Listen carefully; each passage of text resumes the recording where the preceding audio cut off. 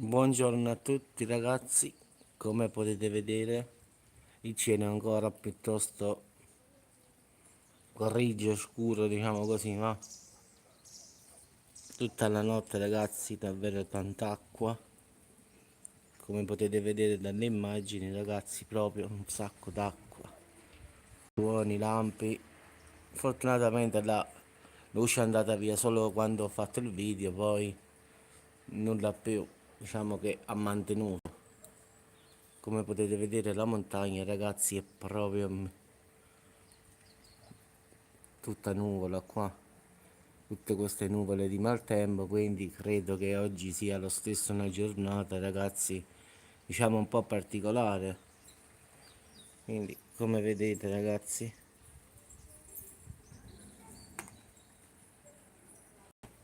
diciamo che ha piovuto tutta la notte in effetti, anche sulla montagna ragazzi. Ecco qua, facciamo una ripresa un po' più zoomata, diciamo. Questa è tutta umidità, nuvole, e poi ci sta questo nuvolone qui sopra, quindi credo che pure oggi sarà un tempo tipo talupi, diciamo. Ecco, siamo tornati alla normalità.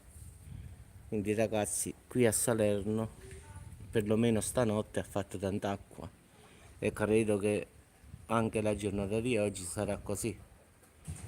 Quindi ragazzi, perlomeno da Salerno il tempo è pessimo.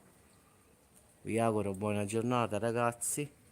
Se qualcuno di voi fa qualche video, qualche cosa di pioggia forte, me lo può inviare ragazzi, sempre sulla mia email, così semmai la pubblico io. Se non lo volete fare voi, lo faccio io, quindi dirò che è vostro il video.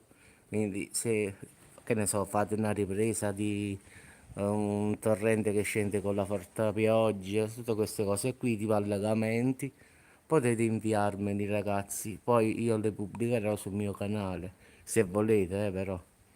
Quindi lo potete inviare, diciamo, a Giuseppe 781 yao.it.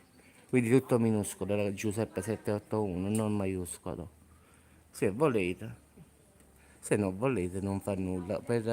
Molti mandano dei video e poi li pubblicano, quindi se volete farlo pure voi, fate una ripresa particolare, qualche cosa di maltempo, fulmini, queste cose qua, se volete potete inviarmele, io poi giustamente nel video dirò che comunque mi è stato domandato da, diciamo, da chi me lo manderà.